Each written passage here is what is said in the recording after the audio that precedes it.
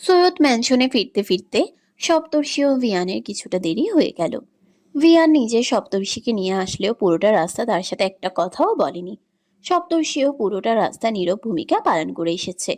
এদিকে তারা দুজন বাড়িতে পৌঁছে দেখে বাকিরা অনেক আগেই বাড়িতে পৌঁছে গিয়েছিল। তারা আসেনি বলে বেশ দুশ্চিন্তাও করছিল সবাই। এমনকি লোক লাগিয়ে দিয়ে পরিবারের অনেকে নিজেরা খুঁজতেও বেরিয়েছিল এবং বাকিরা টেনশন করছিল। কিন্তু ভিয়ান ও সপ্তর্ষিকে সহি সালামতে দেখতে পেয়ে সবাই স্বস্তির নিঃশ্বাস ফেলল। সেই সাথে তাদের এরকম বেখেয়ালি আচরণের জন্য সামান্য বকাঝকাও করলো। রাতে খাবার টেবিলে খেতে বসে পুরোটা সময় ভিয়ান চুপচাপ ছিল। সে নীরবে খেয়ে যাচ্ছিল কেবল। সবাই তার হঠাৎ এমন পরিবর্তন দেখে বেশ অবাক হয়ে গিয়েছিল। ভিয়ান বরাবরই শান্ত ও গম্ভীর প্রকৃতির হলেও মাঝের দিকে বেশ চঞ্চল হয়ে উঠেছিল। তাই তার হঠাৎ পরিবর্তন দেখে কেউ অতটা গুরুত্ব দিল না। সবাই ভেবেছে সে আবার নিজের আগের ফর্মে ফিরে গিয়েছে। এদিকে সপ্তর্ষি পুরোটা সময় আর চোখে ভিয়ানকে পর্যবেক্ষণ করে গিয়েছে কেবল। মনে মনে বেশ অনুতাপ বোধ হয়েছে তার। ভিয়ানকে সরি বলবে বলে মনস্থির করলো সে। দোতলার করিডোরের রেলিং ধরে নিচে উকিঝুঁকি দিয়ে যাচ্ছে সপ্তর্ষি। এত রাত হয়ে গেছে অথচ ভিয়ান এখনো বাড়িতে প্রবেশ করছে না। সেই যে কোন কাজে সে বাহিরে বেরিয়েছিল, এখন রাত 11:30 বাজতে চললো অথচ সে ফিরছে না। বাড়ির সবাই ঘুমিয়ে পড়েছে।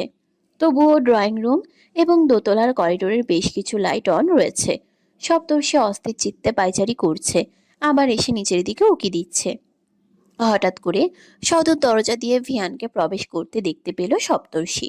ফোনে স্ক্রল করতে করতে স্ক্রিনের দিকে তাকিয়ে থাকতে থাকতে সিঁড়ি বেয়ে উপরে উঠছে সে। যখন দোতলায় এসে উপস্থিত হলো তখন সপ্তর্ষি আশা করলো যে ভিয়ান তার দিকে তাকাবে এবং সে তৎক্ষণাৎ সরি বলবে। কিন্তু ভিয়ানকে তার দিকে না তাকিয়েই পাশ কাটিয়ে চলে যেতে দেখে তার সমস্ত আশায় পানি ঢেলে গেল যেন। কিন্তু ভিয়ানের দৃষ্টি আকর্ষণ করতে তার মাথায় চটপটে একটা আইডিয়া চলে এলো। ইচ্ছে করে ফ্লোরে হোঁচট খেয়ে পড়ে গিয়ে সপ্তর্ষি নিজের এক পা ধরে আর্তনাদ করে উঠল। ভিয়ান কিছুটা দূর এগিয়েছিল কিন্তু সপ্তর্ষির চিৎকার শুনে থমকে দাঁড়িয়ে গিয়ে সে পিছু ফিরে তাকালো। কিছুক্ষণ সপ্তর্ষিকে ব্রুকুচকে দেখল সে। সপ্তর্ষি ব্যথাতুর দৃষ্টিতে তার দিকেই তাকিয়ে রয়েছে, যেন তাকে সাহায্য করার জন্য ভিয়ানের কাছে নীরব আবেদন জানাচ্ছে সে। কিন্তু ভিয়ান আবারও তার সমস্ত ইচ্ছাতে পানি ঢেলে দিল। কোনো প্রকার প্রতিক্রিয়া না দেখিয়ে সে হনহন করে হেঁটে সরাসরি নিজের রুমে ঢুকে গিয়ে ঠাস করে দরজাটা বন্ধ করে দিল। সপ্তর্ষির মাথায় যেন আকাশ ভেঙে পড়েছে এমন প্রতিক্রিয়া নিয়ে সে ভিয়ানের বদ্ধ দরজার দিকে তাকিয়ে রইল। তার চোখ জোড়া বিস্ফোরিত এবং মুখটা বিশাল রকমের হা হয়ে রয়েছে। তাকে ভিয়ানের এভাবে ইগনোর করায় তার এবার রাগের পরিধি বৃদ্ধি পেল যেন। কিছুটা কষ্ট এবং অভিমানও জমা হলো মনে। ভিয়ানকে খুব কড়া করে কিছু কথা শোনাতে ইচ্ছে করছে। পায়ে পা লাগিয়ে ঝগড়া করতে ইচ্ছে করছে। পরক্ষণে আজকে সন্ধ্যার ইনসিডেন্টের কথা ভেবে চুপসে গেল সে। এমনিতেই মানুষটাকে সে যথেষ্ট কষ্ট দিয়ে ফেলেছে। এবার আরো কষ্ট দিতে গেলে হিতে বিপরীত হয়ে যাবে। তার চেয়ে বরং কিভাবে তার রাগ ভাঙানো যায় সে উপায় ভাবতে হবে তাকে। এইসব ভাবতে ভাবতে সপ্তর্ষি ঠিক করলো কফি বানিয়ে ভিয়ানের রুমে গিয়ে দিয়ে আসবে। তারপর নিয়ে বিনিয়ে তার সাথে কথা বলে সরি বলে দেবে। তো যেই ভাবা সেই কাজ। দ্রুত কিচেনে গিয়ে কফি বানাতে শুরু করলো সপ্তর্ষি। আজকে বেশ সময় নিয়ে এবং যত্ন সহকারেই কফি বানালো সে। তারপর দ্রুত পায়ে সিঁড়ি বেয়ে উঠে কিছুটা দূরে ছুটে গেল ভিয়ানের রুমের সামনে। কিছুক্ষণ দাঁড়িয়ে থেকে তারপর মৃদুভাবে দরজায় কড়া নাড়তে লাগলো। কিন্তু ভিয়ান দরজা খুলছে না দেখে একসময় বেশ জোরে জোরে করাঘাত করতে লাগলো সে। বেশ অনেকক্ষণ পর ভিয়ান অবশেষে রুমের দরজা খুলে দিল। তার চোখে মুখে বিরক্তির ছাপ স্পষ্ট।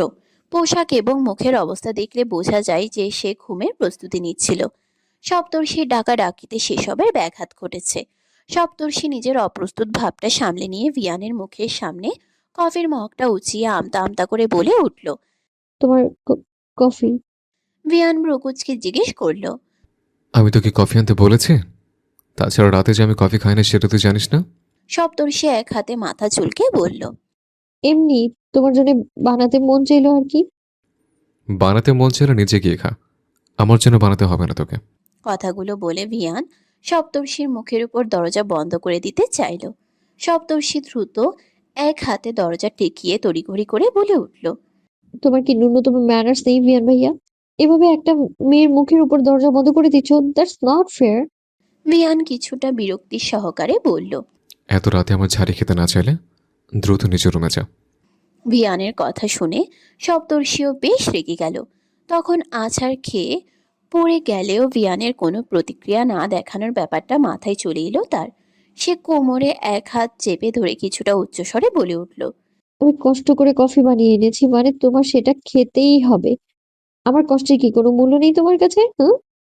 ভিয়ান চোখ ছোট ছোট করে জিজ্ঞেস করলো। নাটক না করে কি বলতে এসছিস? সোজা সেটা বলে বিদায় হও। সপ্তর্ষির যে ভিয়ানকে সরি বলার ইচ্ছে ছিল সেটার আগের চোটে সে ভুলেই বসেছে। সেটা না করে সে ভিয়ানকে কি করে নিজের বানানো কফি খাওয়াবে সেটার জন্যই উতলা হয়ে রয়েছে। কিন্তু ভিয়ান তার মনের কথা বুঝে ফেলাতে বেশ অবাকই হয়েছে সে। তবুও সপ্তর্ষি জেদি কণ্ঠে বলল। আগে কফি নাও, তারপর কথাটা বলছি। ভিয়ান কফি না নিয়ে এবার দরজা বন্ধ করতে চাইলে সপ্তর্ষি জোরে ঠেলা দিল দরজায়। ফলস্বরূপ তার হাতের কফির মগটা উল্টে গিয়ে ভিয়ানের টি শার্টের উপর গিয়ে পড়ল। মুহূর্তেই সমস্ত গরম কফি ভিয়ানের বুক ও পোশাক ভিজিয়ে দিল। ভিয়ান অস্পষ্ট স্বরে আর্তনাদ করে উঠল। সপ্তর্ষি নিজের করা কাজের জন্য নিজেই প্রচণ্ড বিস্মিত হয়ে গেল। তবে বিস্ময় ভাব কেটে যেতেই তার মধ্যে অনুশোচনা জেগে উঠল। তাই সে তড়িঘড়ি করে দ্রুত হাতে ভিয়ানের টি শার্ট পরিষ্কার করতে করতে অপরাধী কণ্ঠে বলতে লাগলো। সরি সরি ভিয়ান ভাইয়া, আসলে আমি বুঝতে পারিনি। সপ্তর্ষি তার পুরো কথা শেষ করার আগেই ভিয়ানের প্রচণ্ড জোরে একটা রামধমক শুনে প্রচণ্ড ভাবে কেঁপে উঠল। মুহূর্তেই ভয়ে দু পা ছিটকে সরে গিয়ে সে বিস্ফোরিত দৃষ্টিতে ভিয়ানের পানে তাকালো। ভিয়ান রাগান্বিত দৃষ্টিতে তার দিকেই তাকিয়ে রয়েছে। তার চোখে মুখে আগের সেই কঠোরতা বিদ্যমান, যেটা সপ্তর্ষি ছোটবেলা থেকে দেখে এসেছিল। হঠাৎ করে অবশ্য সেটা গায়েব হয়ে গিয়েছিল। অথচ আজকে যেন সেই প্রতিরূপটাই ফিরে এসেছে ভিয়ানের মাঝে। ভিয়ান রাগের ফলে দাঁতে দাঁত পিষে তর্জনী আঙ্গুল উঁচিয়ে সপ্তর্ষির উদ্দেশ্যে রাগান্বিত স্বরে বলতে লাগলো। অনেক বেশি প্রশ্রয় দিয়ে ফেলেছি তোকে। এই জন্যই আমার কথার অবাধ্য হওয়ার, দুষ্টিমি করার সাহস পাস তুই। কিন্তু এখন থেকে আর সেসব চলবে না। আমার কথার অবাধ্য হলে কিংবা আমার সাথে বেয়াদবি করার চেষ্টা করলে কঠোর শাস্তি পেতে হবে তোকে।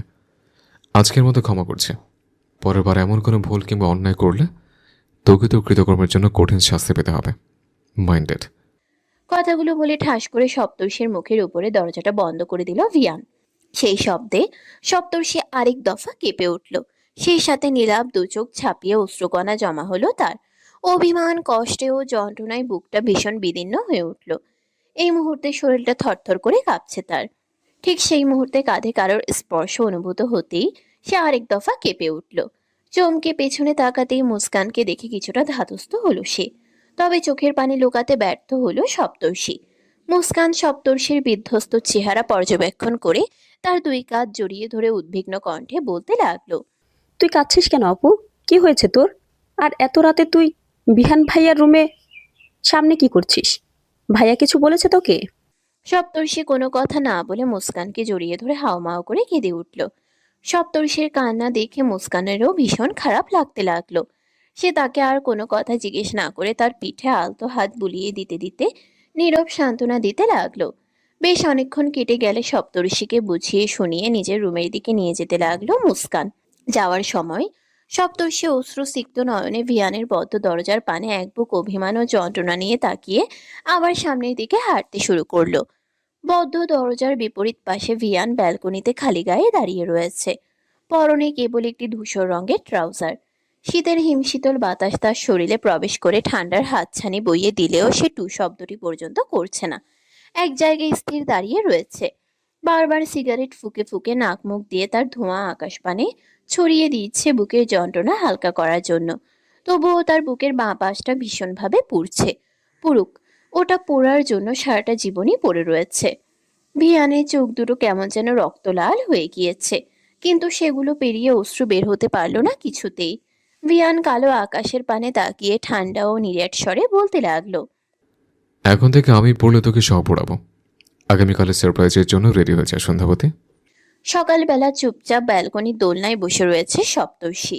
চেহারায় কেমন একটা বিষণ্ণ ও উদাসীন ভাব স্পষ্ট।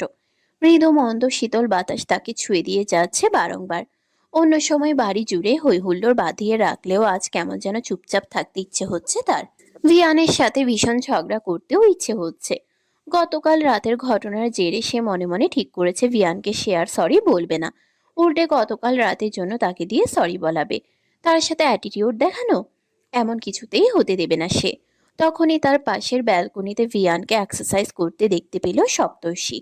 ঘামে ভেজা উন্মুক্ত শরীরে কেবল একটি কালো ট্রাউজার জড়ানো, ঘাড় অবধি লম্বা চুলগুলোর সামনের অংশ কপাল জুড়ে ছড়িয়ে রয়েছে। চেহারাতেও ঘাম ও ক্লান্তির ভাব স্পষ্ট। তবুও তার পুরুষালী সৌন্দর্য ও ব্যক্তিত্ব সপ্তর্ষিকে প্রতিনিয়ত মুগ্ধ করে যাচ্ছে। তার দৃষ্টিতে মুগ্ধতা ও এক অন্যরকম আকাঙ্ক্ষা দেখা যাচ্ছে।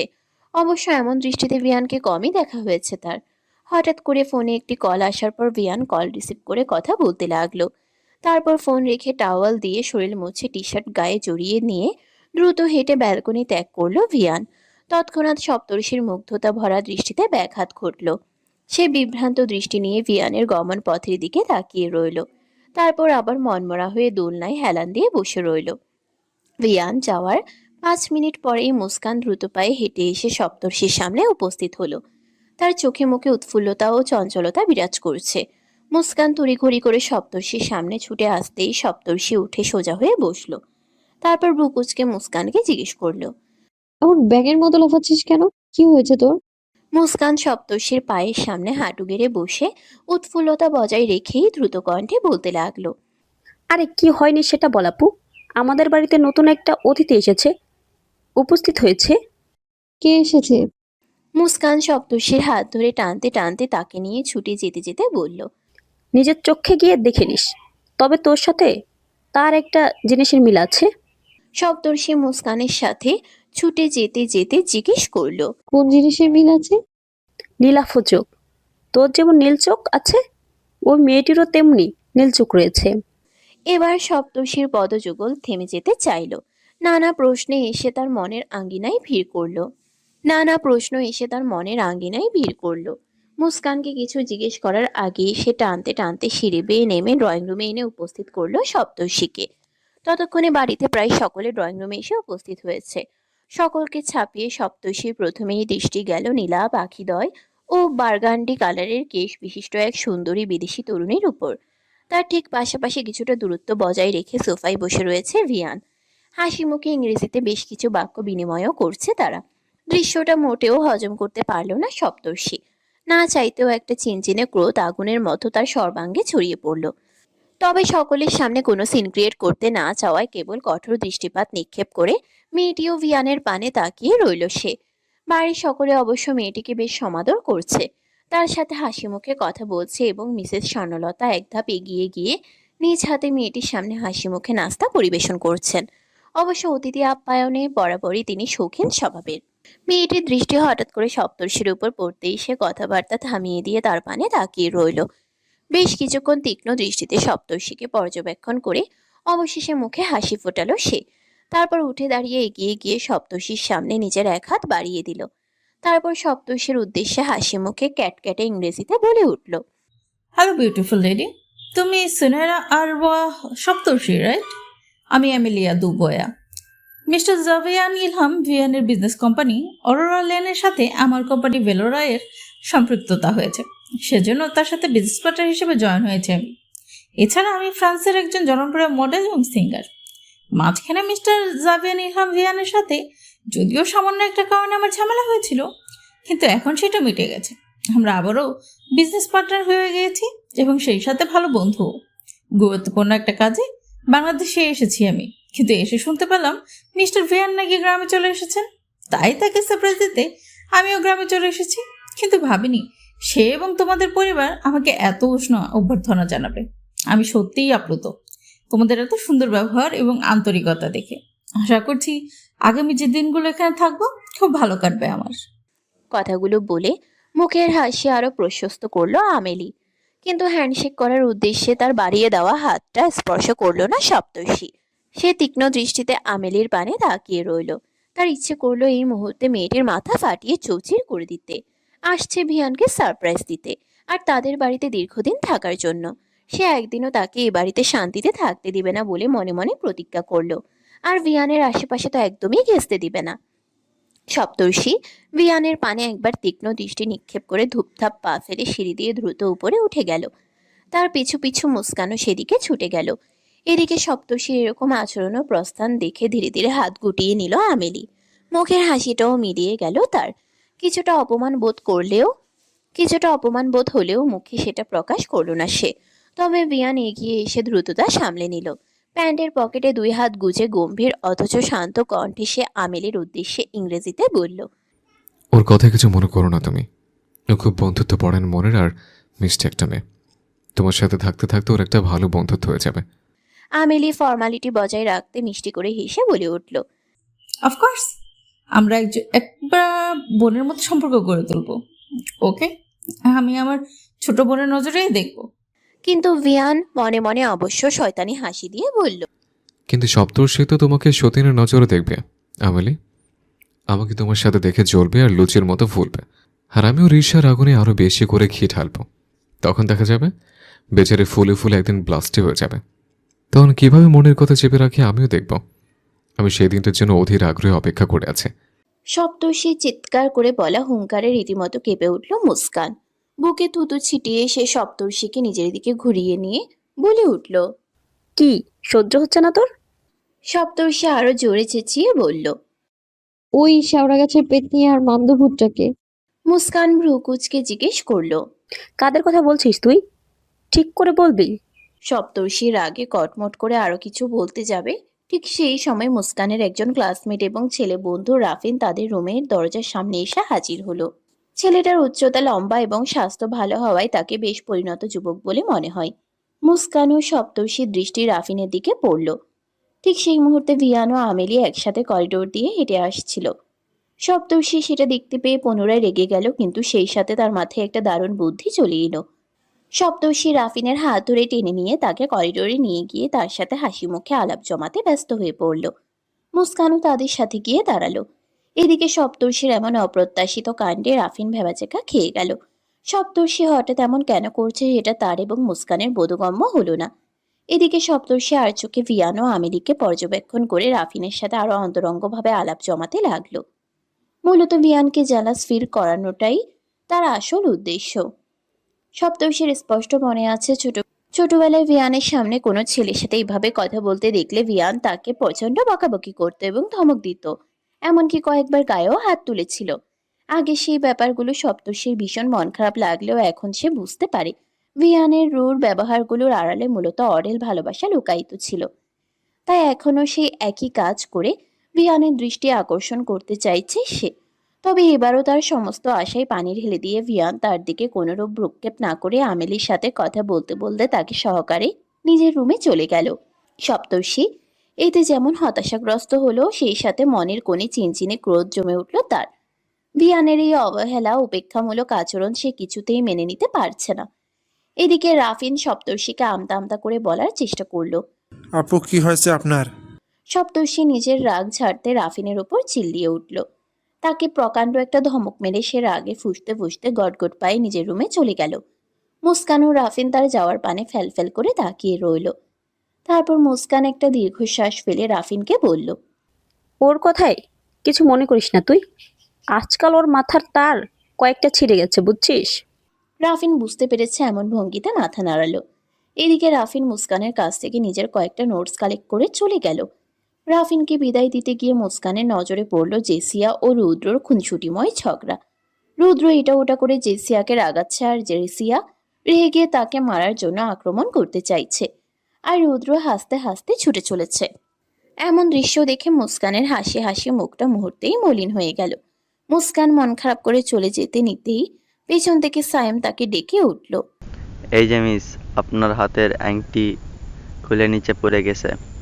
কথাটা বলে ফ্লোরে পড়ে থাকা মুস্কানের আংটিটা নিজেই তার হাতে তুলে দিল সায়েম। মূলত মুস্কানি হাত কসলাতে কসলাতে তার আঙ্গুলে থাকা আংটিটা নিচে ফেলে দিয়েছিল। মুস্কান দায়সারা ভাবে সায়েমকে থ্যাঙ্কস বলে চলে যেতে নিতেই সায়েম হুট করে তার সামনে এসে দাঁড়ালো। মুস্কান ভ্রু কুঞ্চিত করে তার দিকে তাকাতেই সায়েম একটা রেডি স্মাইল দিয়ে বলে উঠল, আমার গার্লফ্রেন্ড হবেন মিস? সায়েমের সাথে মুস্কানের তেমন একটা অন্তরঙ্গতা গড়ে ওঠেনি। সূক্ষ্মতাপূর্ণ কিংবা মশকরা করার মতো সম্পর্কও তাদের নেই। তাই তার মুখ থেকে এমন কথা শুনে মুস্কান হাঁ করে তার মুখ পানে তাকিয়ে রইল। কিন্তু সায়েম এখনো তার দিকে হাসি হাসি মুখ নিয়ে এবং জিজ্ঞাসাপূর্ণ দৃষ্টিতে তাকিয়ে রয়েছে, যেন মুস্কানকে খুবই স্বাভাবিক কথা বলেছে সে। মুস্কান কোনো জবাব না দিয়ে খানিকটা রেগে চলে যেতে লাগলো। তা দেখে পেছন থেকে সাইম বলে উঠল, আমি মোটেও টাইম পাস করার মতো প্রেম করব না মিস। মুস্কান তার কথার কোনো জবাব না দিয়ে সেভাবেই হন হন করে হেঁটে চলে গেল। সাইম পেছনে দাঁড়িয়ে মাথা চুলকে মৃদু হাসল। মনে মনে ভাবল, এই মেয়েটাকে তার নবমতম গার্লফ্রেন্ড বানানোই যায়। তবে এবার এই মেয়েকে পার্মানেন্ট গার্লফ্রেন্ড করবে সে। কেন যেন বাচ্চা বাচ্চা ও মিষ্টি টাইপের মেয়েটাকে বেশ মনে ধরেছে তার। ভিয়ানের রুমে দুটি সিঙ্গেল সোফায় পাশাপাশি বসে রয়েছে ভিয়ান ও আমেলি। এই মুহূর্তে তারা কফি পান করছে। রুম জুড়ে নিস্তব্ধতা বিদ্যমান। আমেলি বারবার ভিয়ানের দিকে আর চোখে তাকালেও ভিয়ানের শূন্য দৃষ্টির নজর সামনের দিকে স্থির হয়ে রয়েছে। নীরবতা ভঙ্গ করে ভিয়ান হঠাৎ বলে উঠল, তোমার সাথে পার্টনারশিপ ঠিক করার কারণ নিশ্চয়ই তুমি জানো। আমেলি ছোট্ট করে উত্তর দিল, হুম। আমি চাই তুমি কিছুদিন আমার সাথে বন্ধুত্বপূর্ণ আচরণ করো। বন্ধুত্বের চেয়ে বেশি মনে হয় এমন কিছু আচরণ করো, কিন্তু সীমা লঙ্ঘন করো না। তুমি হঠাৎ এরকম কিছু করতে চাইছো কেন? সেটা তোমার না জানলেও চলবে। আমেলি কিছুক্ষণ চুপ করে থেকে হঠাৎ জিজ্ঞাসা করলো। সপ্তর্ষি কি তোমার জন্য স্পেশাল কোনো পার্সন? ভিয়ান এই কথার কোনো প্রত্যুত্তর করলো না। তা দেখে আমেলি অন্য প্রসঙ্গে জিজ্ঞেস করলো, আচ্ছা, ওর চোখ জোড়া গাঢ় নীল আর চুলগুলো স্বর্ণকেশী, চেহারা দেখতেও ধবধবে ফর্সা ও অতীব সুন্দর। ওকে দেখে বাংলাদেশি বলে তো মনে হয় না। ভিয়ান নির্লিপ্ত স্বরে জবাব দিল, ও মূলত সুইডিশ গার্ল। আসলে ওর মা মানে আমার একমাত্র ফুপি লোরেন থুনবার্গ সুইডেনের নাগরিক ছিলেন। পরবর্তীতে আমার ফুপা মেহমেদ আহমেদের সাথে তার বিয়ে হয়। সেজন্য মূলত সপ্তর্ষির সৌন্দর্যের বেশিরভাগ ওর মায়ের কাছ থেকে এসছে। আমেলি ঠোঁট গোল করে বলে উঠল। ও, আই সি। তারপর আবারও কফির মগে চুমুক দিল। কিন্তু তার তীক্ষ্ণ নজর ভিয়ানকে খুঁটিয়ে খুঁটিয়ে পর্যবেক্ষণ করতে লাগলো। এই পুরুষটির চার্মিং পার্সোনালিটি, পুরুষ সুলভ চোখ ধাঁধানো সৌন্দর্য তাকে সেই প্রথম দিনেই প্রলুব্ধ ও মুগ্ধ করেছিল। সেই সাথে ভিয়ানের অ্যাটিটিউড। প্রথমে তার খারাপ লাগলেও পরবর্তীতে সেটার প্রতি আকর্ষিত হয়েছিল সে। এত জনপ্রিয় একজন মডেল ও সিঙ্গার হওয়া সত্ত্বেও ভিয়ানের সাথে সম্পর্ক ঠিক করতে সে মরিয়া হয়ে পড়েছিল। তারপর ভিয়ান যখন পুনরায় একটা শর্তের বিনিময়ে তার সাথে পার্টনারশিপ করতে রাজি হলো, তখন আর দ্বিমত পোষণ করেনি সে। আমেলি মনে মনে হেসে ভাবল, তোমার প্রতি যে আমি সত্যি সত্যি আকৃষ্ট হয়ে পড়েছি ভিয়ান। এখন যে চাইলেও অভিনয় করে তোমাকে ছেড়ে দিতে পারি না আমি। তা তোমার অন্য কারো প্রতি অনুভূতি থাকুক কিংবা না থাকুক, আই ডোন্ট কেয়ার। ভবিষ্যতে তুমি কেবল আমারই হবে এবং আমাদের মধ্যে আমি অন্য আর কাউকে আসতে দিব না। এদিকে ভিয়ানের রুমের দরজার সামনে অস্থিরভাবে পাইচারি করে যাচ্ছে সপ্তর্ষি। মূলত ভিয়ান ও আমেলি রুমে যাওয়ার পর থেকেই তার অস্থিরতা ও উন্মাদনা বৃদ্ধি পেয়েছে। তারা রুমে কি করছে সেটা জানার জন্য সে মরিয়া হয়ে উঠেছে। তাদের এতক্ষণ যাবৎ একা এক রুমে থাকাটা তার মোটেও সহ্য হচ্ছে না। তখনই জারাকে এদিকে প্রায় দৌড়ে আসতে দেখতে পেল সপ্তর্ষি। তার পিছু পিছু কায়ান ধেয়ে আসছে। সপ্তর্ষির বুঝতে আর বাকি রইল না যে কায়ান জারাকে ধাওয়া করছে। এই দুটোর ইঁদুর বিড়াল খেলা দেখতে দেখতে সে প্রায় হাঁপিয়ে উঠেছে। যারা হঠাৎ করে ঝড়ের বেগে সপ্তর্ষির পেছনে লুকিয়ে গিয়ে তাকে উদ্দেশ্য করে বলতে লাগলো, আমাকে বাঁচা প্লিজ সপ্তর্ষি, এই লোকটা আমাকে সারাক্ষণ জ্বালিয়ে জ্বালিয়ে হয়রান করে দিচ্ছে। এদিকে যারা টানাটানিতে সপ্তর্ষি টালমাটাল হয়ে গিয়ে প্রায় পড়ে যাচ্ছিল। কায়ান জারার এক হাত ধরে টেনে তাকে নিজের সামনে এনে দাঁড় করালো। যারা একবার কায়ানের দিকে তাকিয়ে কাচুমাচু দৃষ্টিতে মাথা নামিয়ে নিল। কায়ান দুই কোমরে হাত রেখে জারার দিকে তাকিয়ে ভ্রুকুচকে জিজ্ঞেস করলো, আমি আবার তোকে জ্বালালাম কোথায়? আমি তো শুধু তোকে আমার সাথে নদীতে নৌকার চড়তে অফার দিয়েছিলাম, তুই রাজি হচ্ছিলি না বলে তোর সাথে একটু জোর জবরদস্তি করেছিলাম। এটা কি কোনো জ্বালানো হলো? সপ্তর্ষি হা করে কায়ানের কথা শুনে গেল। যারা কায়ানের কাছ থেকে নিজের হাত ছাড়িয়ে নিয়ে বেশ কড়া কণ্ঠে বলে উঠল, আমি মোটেও তোমার সাথে কোথাও যাব না কায়ান ভাইয়া, কোথাও না। কায়ান হঠাৎ জারাকে নিজের এক কাঁধে উঠিয়ে নিয়ে জারার উদ্দেশ্যে দৃঢ় কণ্ঠে বলে উঠল। তুই যাবি না মানে তোর বাপ যাবে। জারা হাত পা ছোড়াছুড়ি করতে করতে নিচে নামতে চাইল। তারপর চেঁচিয়ে বলল, তাহলে আমার বাপকেই নিয়ে যাও, আমাকে ছেড়ে দাও প্লিজ। কায়ান জারার কোনো কথা না শুনে ধূপধাপ পা ফেলে তাকে নিয়ে যেতে যেতে বলল, বেশি ছাগলামি করবি না তো, না হলে ভিয়ানের মতো আমিও আরেকটাকে জুটিয়ে নেব। তখন দেখব তোর আমাকে এই ইগনোর করাটা ঠিক আর কয়দিন চলে। কথাগুলো বলতে বলতে কায়ান জারাকে নিয়ে সেভাবেই চলে যেতে উদ্যত হলো। মূলত ভিয়ান ও আমেলির সম্পর্কটা কায়ান ও জারাও অনেকটা স্বাভাবিকভাবে নিতে পারেনি। এদিকে সপ্তর্ষি এতক্ষণ হাসি মুখে তাদের খুনসুটি আর ঝগড়া দেখছিল, কিন্তু কায়ানের কথা শুনে তার মুখের হাসি মলিন হয়ে গেল। সত্যিই কি তার ভিয়ান ভাইয়া তাকে ভুলে গিয়ে অন্য কাউকে আপন করে নিয়েছে? এমনটা ভাবতেই তার বুকে কেমন একটা চিনচিনে ব্যথা করে উঠল। পরক্ষণে নিজেকে শক্ত করে নিয়ে দু হাত মুষ্টিবদ্ধ করল সে। না, তাকে দুর্বল হলে কিছুতেই চলবে না। ওই পেতনির কাছ থেকে তার ভিয়ান ভাইয়াকে আলাদা করতেই হবে। ওই পেতনিকে শিক্ষা দিয়ে সাথে ভিয়ানকেও শিক্ষা দিবে বলে মনে মনে ঠিক করলো সে। এদিকে কায়ান সপ্তর্ষিকে মোটেও ওভাবে কথাটা বলতে চায়নি। যারা কর্কশ স্বরে তাকে বকতে লাগলো। কায়ান সপ্তর্ষির দিকে ঘুরে দাঁড়িয়ে অপরাধী কণ্ঠে বলে উঠল, সরি সপ্তর্ষি, আমি আসলে কথাটা ওভাবে বলতে চাইনি। তুমি হার্ট হয়ে থাকলে আমাকে মাফ করে দিও প্লিজ। সপ্তর্ষি ঠোঁটের কোণে মিথ্যে হাসির রেখা ঝুলিয়ে বলে উঠল। ইটস ওকে ভাইয়া। কায়ান স্বতঃস্ফূর্ত হেসে বলে উঠল, ওই বেটা ভিয়ান যতই তোমায় কাছ থেকে দূরে থাকার চেষ্টা করুক না কেন, দেখবে একটা সময় তোমার কাছে ওকে ফিরিয়ে আসতে হবে। তারপর তুমি ওকে আচ্ছা মতন জ্বালিও। যারা সপ্তর্ষির উদ্দেশ্যে বলল, ঠিক তাই সপ্তর্ষি, তুই বিহান ভাইয়াকে জ্বালাবি আর আমি কায়ান ভাইয়াকে জ্বালাবো। আমরা দুই বোন মিলে ওই দুই ভাইয়ের জীবন একদম ছারখার করে দিব। কথাটা বলে যারা অট্ট হাসি হাসতে লাগলো। সপ্তর্ষিও সেই হাসিতে যোগ দিল। কায়ান মুখটা প্যাঁচার মতো করে নিয়ে দীর্ঘশ্বাস ফেলে যারাকে কাঁধে নিয়েই ছুটে চলল বাহিরের দিকে। তখন বিকালবেলা গার্ডেন জুড়ে হাঁটাহাঁটি করছে আমিলি ও ভিয়ান। আমিলি এবারের কোনো কিছুই চেনে না বলে ভিয়ান তাকে ঘুরিয়ে ঘুরিয়ে সবটা দেখাচ্ছে। আবার এর মধ্যে নিজেদের প্রফেশনাল লাইফের বিভিন্ন কাজের কথাও সেরে নিচ্ছে। আর দোতলার বারান্দা থেকে সেটার তীক্ষ্ণ ও তীব্র দৃষ্টিতে অবলোকন করছে সপ্তর্ষি।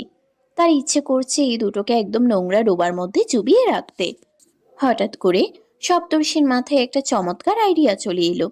সে দ্রুত পায়ে নিচে নেমে গিয়ে পুকুর পাড়ের সামনের জায়গাটায় শাবল দিয়ে ইচ্ছে মতো খুঁড়ে খুঁড়ে তার মধ্যে পানি ঢেলে দিয়ে কর্দমাক্ত করে দিল। তারপর সেটার উপর শুকনো মাটি বিছিয়ে দিল, যেন কেউ দূর থেকে দেখে বুঝতে না পারে এর নিচে কাদামাটি রয়েছে। ভিয়ানো আমেলি এদিকটাতেই হেঁটে হেঁটে আসছিল। দুজনের কেউ একজন অথবা দুজনেই এই কর্দমাক্ত মাটিতে পড়লে সপ্তর্ষি পৈশাচিক আনন্দ পাবে। কিন্তু তার বেশি ইচ্ছে হচ্ছে আমেলি যাতে এই জায়গাটাতে পড়ে গিয়ে পা ভেঙে ফেলে। নিজের কাজ সেরে দ্রুত সেখান থেকে সরে পড়ল সপ্তর্ষি। তারপর আড়াল থেকে ভিয়ানো আমেলিকে নজরে রাখতে শুরু করলো সে। ভিয়ানো আমেলি হাঁটতে হাঁটতে এ কথা বলতে বলতে যথারীতি এদিকে এগিয়ে আসছে। এদিকে কর্দমাক্ত মাটির কাছাকাছি আসতেই আমেলি ঠিক সেখানটাই পা রাখলো। মুহূর্তের মাঝে স্লিপ খেয়ে নিচে পড়ে গেল সে। ফলস্বরূপ তার ডান পা রীতিমতো মুচড়ে গিয়েছে তার, এবং বাম পায়েও সে ভীষণ ব্যথা পেয়েছে। ফলশ্রুতিতে জোরে একটা আর্তনাদ করে উঠল আমেলি। ব্যাপারটা লক্ষ্য করতেই আড়াল থেকে সপ্তর্ষি আনন্দে প্রায় নেচে উঠল। তার উদ্দেশ্য পূরণ হয়েছে দেখতেই মনে মনে ভীষণ সন্তুষ্ট হলো সে। কিন্তু তার মুখের হাসি মুহূর্তেই বিলীন হয়ে পরবর্তীতে ঘটা দৃশ্যটা দেখে ভিয়ান নিচু হয়ে আমেরিকে উদ্দেশ্য করে উদ্বিগ্ন স্বরে বলতে লাগলো, তুমি ঠিক আছো তো আমেলি? বেশি ব্যথা পেয়েছ? আমেলি যন্ত্রণা ক্লিষ্ট হয়েই ভিয়ানের এক হাত ধরে বলে উঠল। আমার দুপায়ে ভীষণ ব্যথা করছে বিহান।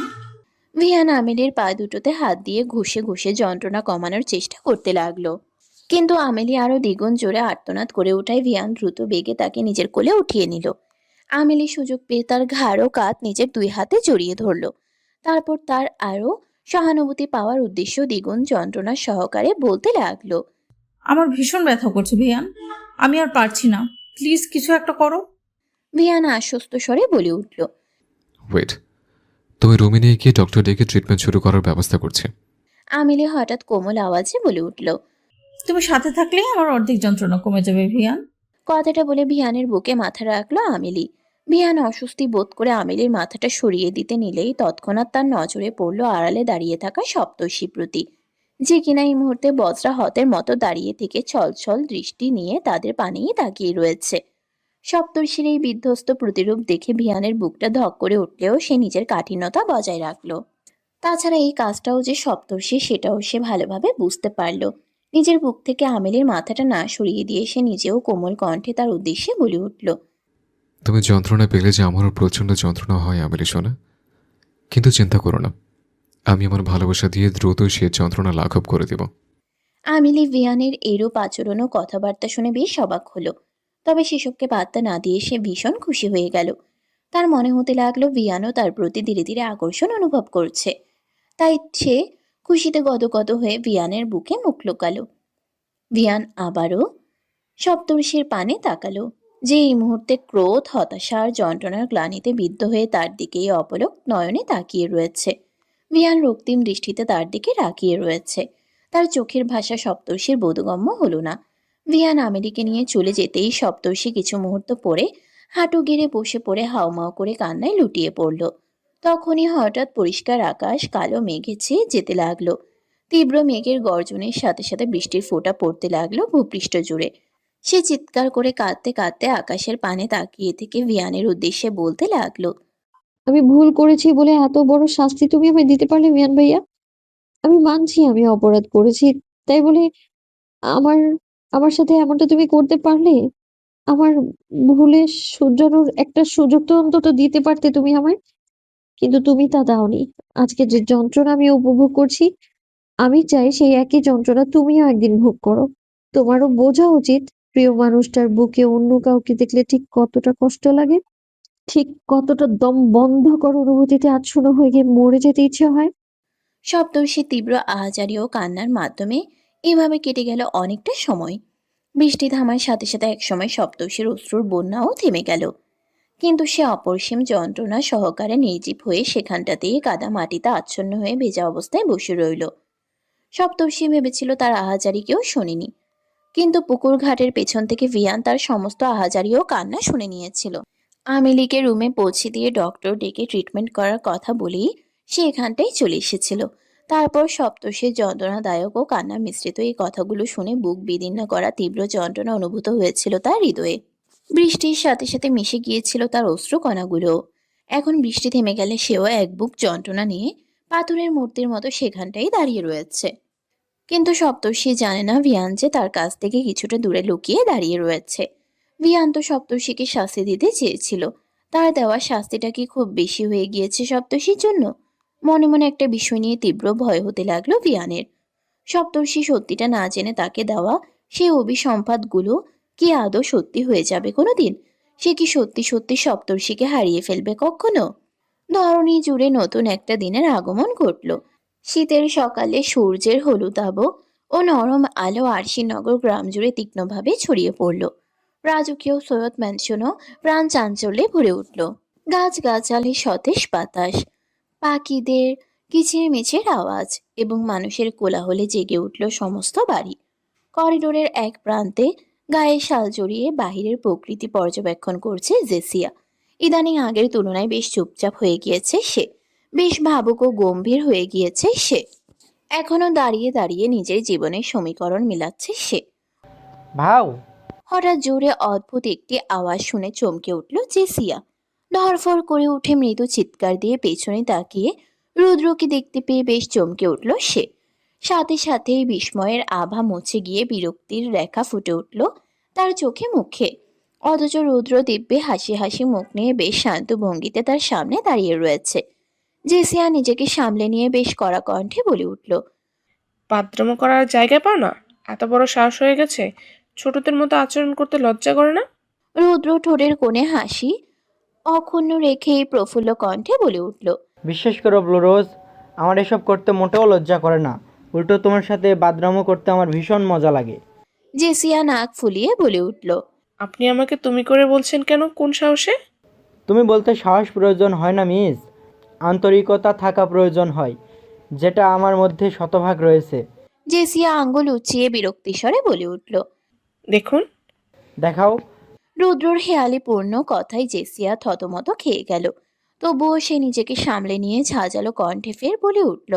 নেক্সট টাইম আমার থেকে আমার আশেপাশে যেন আপনাকে না দেখি, না হলে কিন্তু খুব খারাপ হয়ে যাবে বলে দিচ্ছি। রুদ্র চোখ জোড়া ছোট ছোট করে নিয়ে কিছুটা সামনে এগিয়ে আসলো। জেসিয়া কিছুটা ভোরকে পিছিয়ে গেলেও দমে গেল না। রুদ্র দাঁড়িয়ে গিয়ে রেলিংয়ের দুই পাশে নিজের দুই হাত রেখে জেসিয়াকে বাহুবন্দী করে নিল। তারপর জেসিয়ার উদ্দেশ্যে শান্ত কণ্ঠে বলে উঠল, যদি বলি তোমাকে আমার করে চাই তাহলে? রুদ্রের কথা শুনে জেসিয়া তার পানে বিস্ময়ে আবিত দৃষ্টিতে রুদ্রের কথা শুনে জেসিয়া তার পানে বিস্ময়ে আবির্ভূত দৃষ্টিতে তাকালো।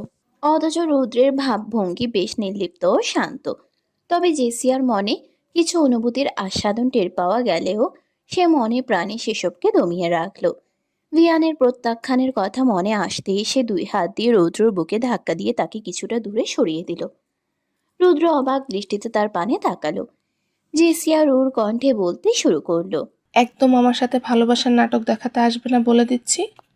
ভালোবাসা না মাই ফুড। এসব ভালোবাসা আমার কাছে ন্যাকামো আর ছেলে মানুষ ছাড়া অন্য কিচ্ছু মনে হয় না। তোমাকে যেন আমার চোখের সামনে আর না দেখি। Mind it. কথাগুলো বলে জেসিয়া চলে যেতে নিলেই রুদ্র তার এক হাত টেনে ধরল। তারপর তাকে নিজের সামনে প্রায় টেনে এনে সামনাসামনি দাঁড় করালো। জেসিয়া রেগে কিছু বলার আগেই রুদ্র শক্ত ও রাগত কণ্ঠে বলতে শুরু করলো, আমি ভালোবাসার নাটক দেখাচ্ছি তাই না? ভালোবাসা তোমার কাছে ন্যাকামো আর ছেলে মানুষই বলে মনে হয়? অবশ্য তোমার মতো মেয়ের কাছ থেকে আর কী বা আশা করা যায়? তুমি তো আগে ভালোবাসা নামে জাস্ট ফ্লার্টিং আর টাইম পাস করতে। সত্যিকারের ভালোবাসার মর্ম তুমি বুঝবে কি করে? তোমার কাছে তো ভালোবাসা ছেলে খেলা বলে মনে হওয়াই স্বাভাবিক। আমি বোকা ছিলাম বলে অপাত্রে আমার প্রেম নিবেদন করতে গেছিলাম। ভাগ্যিস তুমি চোখে আঙুল দিয়ে সবটা দেখিয়ে দিয়েছো। ধন্যবাদ তোমাকে। তুমি আসলে ভালোবাসা পাওয়ার যোগ্যই নও। এরপর থেকে ভালোবাসার দাবি নিয়ে তোমার কাছে আসা তো দূর, আর কখনো তোমাকে নিজের চোখের সামনে দেখতে পাবে না। কথাগুলো বলে জেসিয়াকে আলতো ধাক্কা দিয়ে সরিয়ে দিয়ে হনহন করে হেঁটে বেরিয়ে গেল রুদ্র। জেসিয়া রেলিং আঁকড়ে ধরে হতভাগ নয়নে রুদ্রর চলে যাওয়ার পানে তাকিয়ে রইল। রুদ্রর কথাগুলো তার হৃদয়ে প্রতিনিয়ত আঘাত করছে। চোখে পানি চলে এসেছে তার। আসলেই কি সে ভালোবাসা পাওয়ার অযোগ্য? রুদ্রর প্রতি কি তার আদৌ কোনো অনুভূতির জন্ম হয়নি? সকালবেলা পুকুর ঘাটে এসে বসে আছে সপ্তর্ষি। দুই হাত দুই হাঁটুতে আঁকড়ে ধরে হাঁটুতে থুতনি ঠেকিয়ে দিয়ে পুকুরের পানির দিকে এক ধ্যানে তাকিয়ে রয়েছে সে। তার মুখটা কেমন শুকনো আর বিষণ্ণ হয়ে রয়েছে। যারা, মেহুল, মুস্কানও তার বান্ধবীরা তাকে এই অবস্থায় সঙ্গ দিতে চেয়েছিল, কিন্তু সপ্তর্ষি জোর করে তাদেরকে নিজের কাছ থেকে দূরে সরিয়ে রেখেছে। সপ্তর্ষির গায়ে হালকা জ্বর রয়েছে। গতকাল প্রবল জ্বর এসেছিল তার। শরীরটা এখনো কেমন যেন উষ্ণ হয়ে রয়েছে। গতকাল সন্ধ্যায় কাপড় চেঞ্জ করে বিছানায় শুতে যাওয়ার পরই সে অজ্ঞান হয়ে গিয়েছিল। মাঝখানে কি হয়েছিল সে কিছুই জানে না। অথচ মাঝখানে সময়টুকুতে যে ভিয়ান নিজের শরীরের জ্বর নিয়ে চুপি চুপি সারা রাত তার সেবা করে গিয়েছে সেটা সে জানতেও পারেনি। হঠাৎ করে সপ্তর্ষির দুই চোখে কেউ দুই হাত চেপে ধরল। হাতের স্পর্শটা বেশ শীতল ও অচেনা মনে হলো সপ্তর্ষির কাছে। কিছু বুঝতে না পেরে কেবল মুস্কান অথবা তার বান্ধবীদের মধ্যে কেউ হয়তো। তাই সে কিছুটা বিরক্ত ভরা কণ্ঠে বলে উঠল, আমাকে বিরক্ত কেন করছিস তোরা? বলেছি না আমি কিছুটা সময় একা থাকতে চাই। কথাগুলো বলতে বলতে হাত দুটোকে ছাড়িয়ে নিয়ে পিছু ফিরে তাকাতেই সপ্তর্ষি ভীষণ অবাক হয়ে গেল। তার সামনে দাঁড়ানো বিদেশি চেহারা, দেহা অবয়ব এবং বেশভূষার পরিণত যুবকটিকে দেখে সে রীতিমতো হা করে বিস্ফোরিত নয়নে তার পানে তাকিয়ে রইল।